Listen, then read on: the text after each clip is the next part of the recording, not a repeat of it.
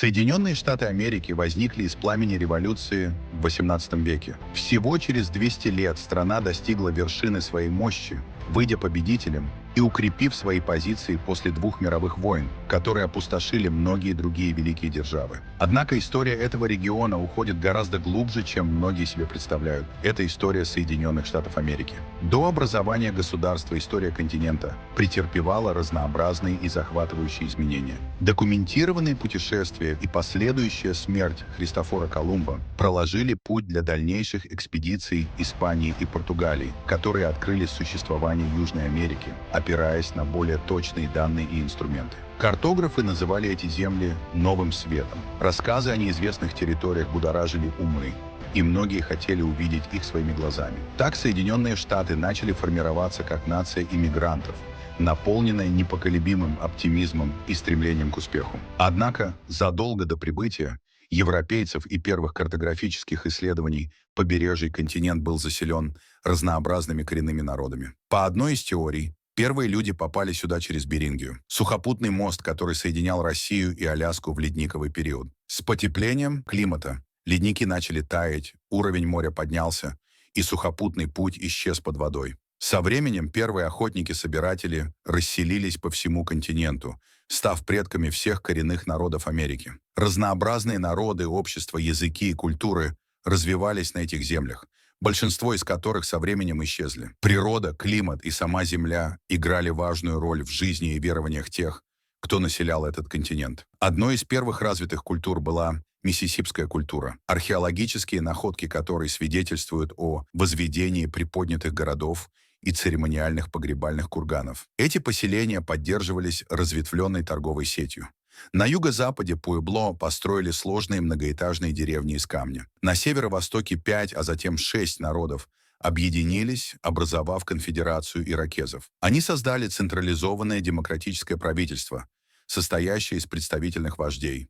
Считается, что эта конфедерация была образована незадолго до контакта с европейцами, благодаря миротворцу, хотя точная дата неизвестна, поскольку письменных записей не сохранилось. Возможно, одним из самых ранних известных исследователей Америки был Лейф Эриксон, норвежский мореплаватель, которого в XI веке штормом отнесло к Гренландии. Этот случай привел его к открытию острова, ныне известного как Ньюфаундленд, но народы с севера назвали его Винланд. Они основали поселение на северной оконечности острова, но оно вскоре прекратило существование из-за неудачных условий. В V веке Европа еще наслаждалась безопасными торговыми путями в Индию и даже до Китая. Эти торговые пути по шелковому пути обеспечивали обмен ценными товарами, такими как шелк и пряности.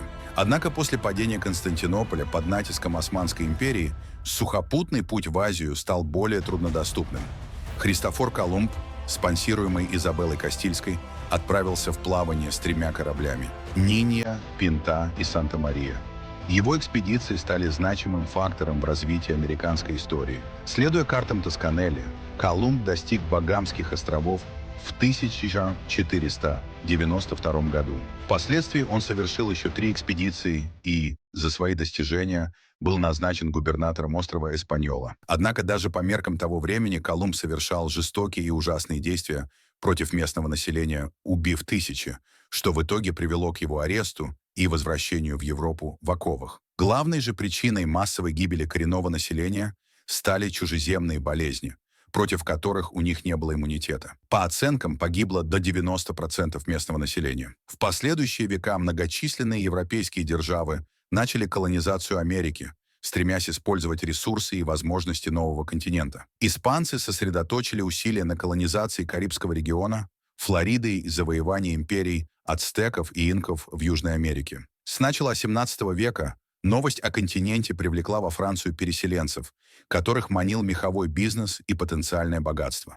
Французы также стремились обратить коренных жителей в католичество, двигаясь все дальше вдоль реки Святого Лаврентия и закладывая основы новой Франции. За голландцами последовали и другие европейские страны.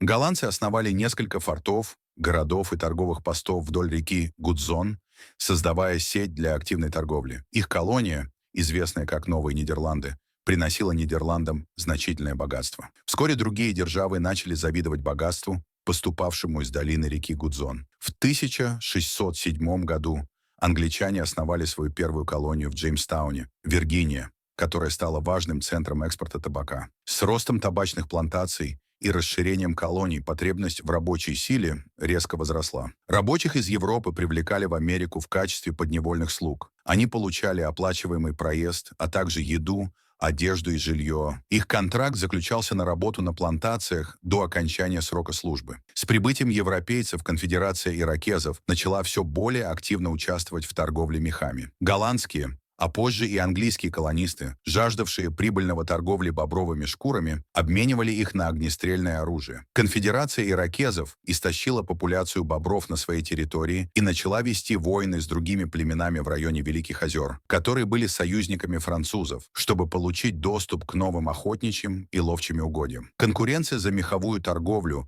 привела к десятилетиям вражды и кровопролития между коренными американскими племенами, а также их борьбе за поддержание и расширение отношений с колониями. В ответ на это французы вторглись в деревни иракезов и окрестные земли. Тем временем голландцы потеряли Новую Нидерландию в ходе Второй англо-голландской войны, и Новый Амстердам был переименован в Нью-Йорк. Война за бобров, как ее называли, завершилась Великим миром в 1701 году, когда конфедерация иракезов, британцы и французы договорились прекратить вражду, а племена, изгнанные из Огайо, смогли вернуться на свою родину. К середине 17 века европейские корабли начали отправляться в Африку, загруженные товарами, которые обменивались на рабов. Эти рабы перевозились в жестоких условиях на переполненных кораблях в Америку, где их заставляли работать на плантациях. Это привело к увеличению производительности на плантациях, а в свою очередь торговые корабли снова отправлялись в Европу, где их товары пользовались большим спросом. К середине XVIII века Франция заявила права на огромную территорию, в то время как английские колонии уже развились в 13 самостоятельных территорий. Хотя английские колонии занимали меньшую площадь, чем Новая Франция, у них было значительно большее население. В 1754 году разгорелась франко-индийская война между Великобританией и Францией из-за спорных территорий в долине реки Огайо. Франция начала строительство укреплений в этом регионе, Великобритания направила свои войска, чтобы остановить это строительство, и конфликт перерос в Семилетнюю войну, которая охватила несколько континентов. Конфликт завершился победой Британии и крупными потерями для Франции, потерявшей значительные территории в Новом Свете, которые были переданы Великобритании. Однако после Семилетней войны корона Великобритании накопила огромные долги, пытаясь вернуть затраченные средства. Британское правительство ввело тяжелые налоги на колонии. Первый налог был введен в виде закона о сахаре. За ним последовал закон о марках, который требовал, чтобы бумаги, журналы и другие документы изготавливались в Британии и обкладывались налогом в виде марки. Колонисты сильно возмутились этими налогами, проголосовав за протесты и бойкот британских товаров. Они считали, что налоги не должны взиматься без представительства в парламенте. В ответ британцы были вынуждены отменить закон о марках из-за негативных последствий для британского бизнеса. Однако они ввели новые налоги на стекло, чай, свинец и масло, что вызвало новые протесты, так как эти товары были необходимы колониям. Корона сначала отправила 1000 солдат в Бостон, чтобы установить контроль. 5 марта 1770 года конфликт обострился, когда протестующие начали бросать камни и снежки в стражей у Гастон-хауса. Во время стычки были произведены выстрелы, в результате которых погибли 5 протестующих, что получило название «Бостонская резня». В 1773 году, возмущенные новыми налогами, американские патриоты, известные как «Сыны свободы», переоделись в костюмы индейцев. Они поднялись на британский корабль и начали выбрасывать чай в гавань. Разгневанная корона отправила еще 4000 солдат в Бостон, что привело к установлению прямого британского правления. Британцы контролировали Бостон, но американцы контролировали сельскую местность и начали вооружать и обучать милиции, известные как «минутные люди». В 1774 году в Филадельфии собрался Первый континентальный конгресс. 56 делегатов от 12 колоний собрались, чтобы обсудить снижение налогов и ответ на невыносимые акты, по которым Массачусетс был лишен самоуправления британским парламентом. Они отправили послание в Британию, но получили ответ в виде дополнительных регуляций и увеличения присутствия армии. Массачусетс был объявлен в состоянии восстания. Британский командующий генерал-лейтенант Томас Гейдж получил приказ разоружить повстанцев и арестовать их лидеров в сельской местности. Ночью 18 апреля 1775 года простой человек Пол Ревир поехал впереди британских войск, чтобы предупредить лидеров, что британцы идут. Американская милиция встретила британцев в Лексингтоне, отступила к Конкорду, и с прибытием подкреплений они одолели британцев, которые отступили обратно в Бостон, где город оказался в осаде. На Втором континентальном конгрессе милиции были реорганизованы в континентальную армию. Они назначили генерала Джорджа Вашингтона командующим. Затем прибыли британские подкрепления под руководством генерала Уильяма Хоу. Битва при Бункер-Хилл закончилась победой британцев, но цена победы была высока, значительные потери, и Бостон остался в осаде. Генерал Джордж Вашингтон прибыл в Бостон в следующем месяце и продолжал осаду осенью и зимой. В марте 1776 года прибыли артиллерийские орудия. Вашингтон приказал установить их на высотах вокруг города, что заставило британцев эвакуировать Бостон. Томас Джефферсон подготовил официальное заявление о независимости, и окончательный текст был утвержден 4 июля 1776 года.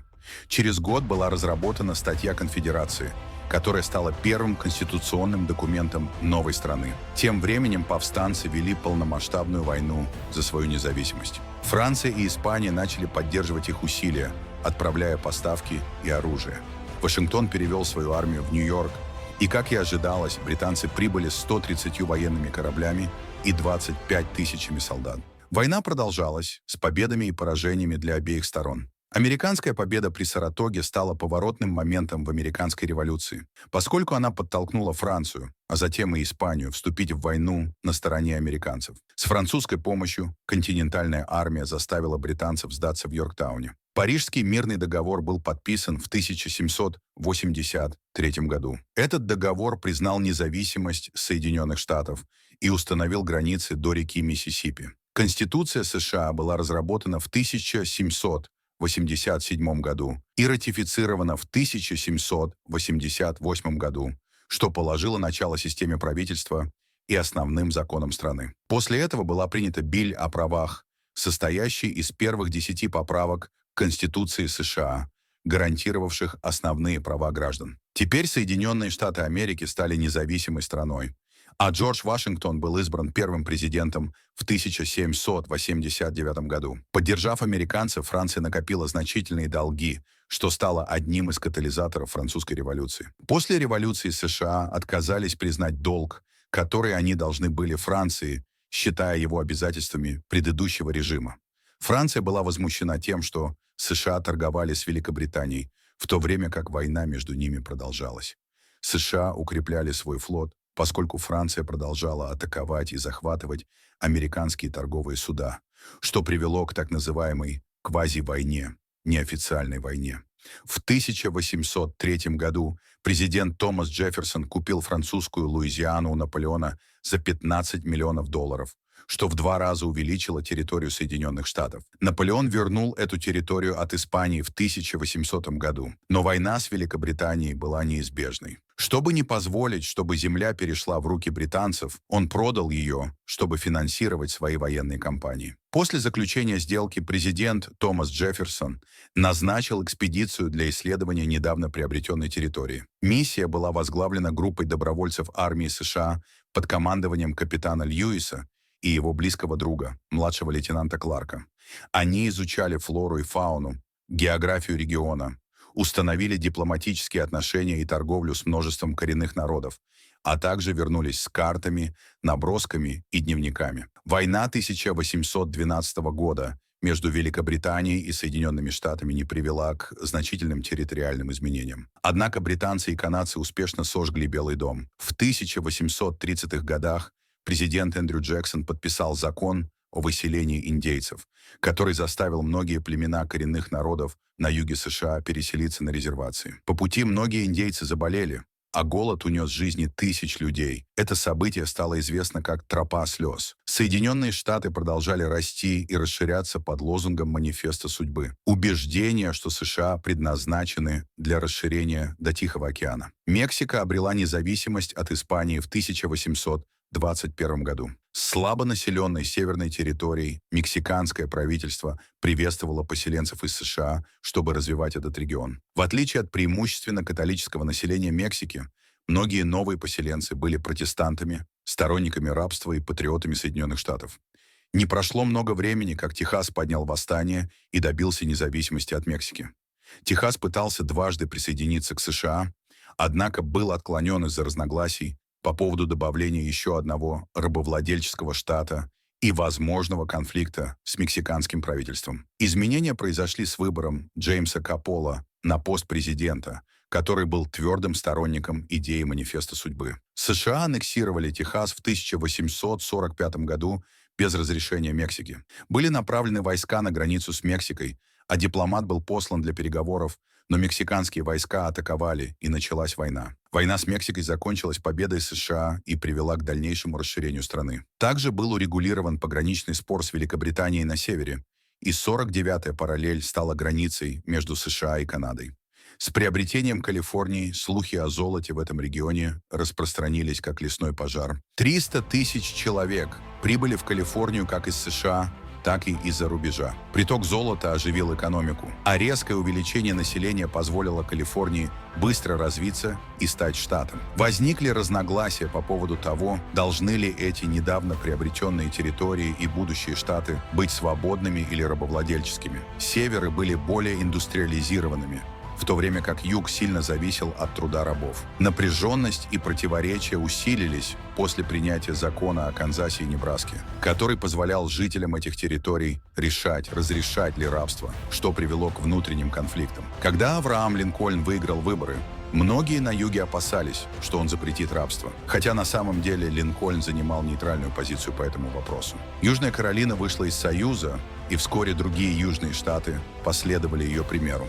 Обстрел форта Самтер, расположенного возле Шарлстона, армией конфедеративных штатов стал официальным началом гражданской войны в США. Север был более индустриализирован, имел сильную экономику и большее количество населения. Однако юг, которым командовал генерал Роберт Ли, имел более опытных генералов и более высокую мораль. Это была полностью индустриализированная война с железными дорогами, телеграфами, бронированными кораблями и многозарядными винтовками. Обе стороны одерживали победы и терпели поражение, что побудило Авраама Линкольна выдвинуть прокламацию об освобождении, исполнительный указ, который даровал свободу более чем 3 миллионам рабов в конфедеративных штатах. Союз не смог победить генерала Роберта Ли и его армии конфедеративных штатов. Генерал Ли предпринял наступление на север и встретился с генералом армии Союза Джорджем Мидом в битве при Геттисберге. Это стало поворотным моментом и самой кровопролитной битвой войны, которая продолжалась 3 дня и принесла огромные потери с обеих сторон. Армия конфедерации и сами конфедеративные штаты были ослаблены. После потери Атланты стало ясно, что конфедерация потерпела поражение. 9 апреля 1865 года генерал Ли сдался генералу Гранту. Линкольн обеспечил принятие 13-й поправки, которая отменяла рабство во всех штатах. Но через несколько дней после победы Линкольн был убит, когда находился в театре в Вашингтоне. Следующие десятилетия стали временем для нации, чтобы залечить раны войны и для новых штатов вступить в Союз. Правительство США пожелало получить регион, известный как Черные холмы, где было обнаружено золото, что привело к проникновению поселенцев на земли коренных американцев. Великая Сиузская война 1876 года продолжалась 2 года и была временем войны и переговоров между коренными американцами и США. Между тем, Испанская империя претерпела значительные изменения. В 1898 году броненосец USA Maine был отправлен на Кубу для защиты американских интересов, поскольку на острове шла революция против Испании. USS Maine затонул в гавани Гаваны. Многие считали, что это была случайность, однако США обвинили Испанию в случившемся, и была объявлена война. После победы США Испания сдала Пуэрто-Рико, Гуам и Филиппины. Куба обрела независимость, но оставалась в сфере влияния США. Кроме того, президент Теодор Рузвельт осуществил свою политику «большой палки», что означало американский контроль над другими странами Латинской Америки. Это включало поддержку США в отделении Панамы от Республики Колумбия. В 1904 году США взяли на себя строительство Панамского канала, который связал два океана и принес огромную выгоду США. В 1914 году, после начала Первой мировой войны в Европе, США оставались нейтральными, имея защиту двух океанов. Они продолжали быть важным торговым партнером Британии, однако торговля была нарушена, когда Германия установила морскую блокаду. В 1915 году немецкая подводная лодка потопила корабль «Лузитания». Но только в 1917 году, после перехвата немецкой телеграммы в Мексику с просьбой вторгнуться в США, Америка объявила войну. Первые пехотные войска США прибыли на европейский континент в июне 1917 года. В октябре первые американские солдаты вступили в бой. США привели свежих, хорошо подготовленных войск и помогли союзникам одержать победу, но ценой более 100 тысяч погибших солдат. Десятилетия после окончания Первой мировой войны было временем значительных культурных изменений и технологических достижений, которое вошло в историю как ревущие 20-е. Экономика процветала, развлекательная индустрия привела к популярности джаза, новым танцевальным стилям, а Голливуд стал мировым центром кинематографии. Массовое производство автомобилей Ford Модель T, широкое распространение радио, а также появление женских прав и эпоха господства мафиози и сухого закона стали знаковыми явлениями этого времени. Крах на Уолл-стрит и обрушение фондового рынка привели к Великой депрессии XIX века, но через десятилетия США вновь были втянуты в мировую войну. В Тихом океане Японская империя продолжала расширяться. В 1941 году японцы нанесли удар по американской военно-морской базе в Перл-Харборе, Гавайи. Президент Франклин Д. Рузвельт был вынужден ввести США в войну. В течение Второй мировой войны США оказывали помощь союзникам в Тихом океане, Северной Африке и Европе, но потеряли сотни тысяч солдат. Во время войны беженцы из Германии предупреждали о немецком проекте атомной бомбы. В ответ американцы оперативно начали исследования и строительство собственного атомного оружия. Так был начат Манхэттенский проект. После поражения Германии в Европе президент Гарри Трумэн отдал приказ применить атомную бомбу против Японии. Атомные бомбы были сброшены на Хиросиму и Нагасаки, что привело к опустошению этих регионов и гибели более 100 тысяч мирных жителей. Вторая мировая война завершилась капитуляцией Японии. После еще одного катастрофического конфликта изменения стали неизбежными. Германия была разделена на зоны оккупации. Западная часть перешла под контроль Франции, Великобритании и США, а восточная часть под контроль коммунистического Советского Союза. Столицу Берлин также разделили. США разработали план Маршалла, чтобы поддержать экономику Западной Европы, потратив миллиарды на восстановление и помощь своим союзникам. В следующие десятилетия были сформированы два военных альянса – НАТО и Варшавский договор. Различия в идеологиях этих союзов стали причиной Холодной войны, периода напряженности между США и Советским Союзом. Эти две сверхдержавы соревновались за влияние и господство в мире, участвуя в шпионаже, прокси-войнах и интервенциях. Это соперничество привело к космической гонке, в которой обе нации стремились первым отправить человека на Луну. Советский Союз в 1957 году запустил первый в мире спутник, что стало причиной создания НАСА годом позже. После множества миссий именно Аполлон-11 успешно доставил первых людей на Луну. Астронавты Нил Армстронг и Базз Олдрин вошли в историю. В 90-е годы в США велась борьба за социальную справедливость, за равенство и право голоса для афроамериканцев. Мартин Лютер Кинг-младший возглавил движение за гражданские права,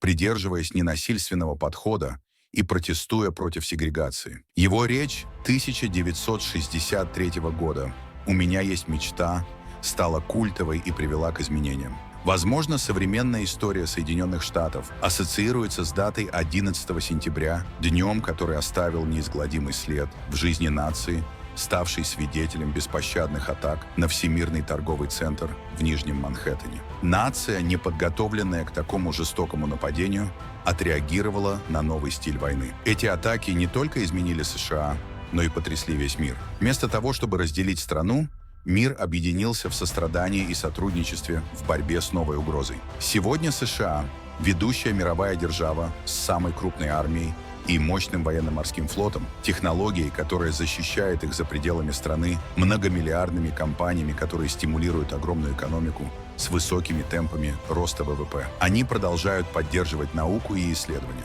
Однако успех не обходится без проблем, и стране предстоит их разрешить.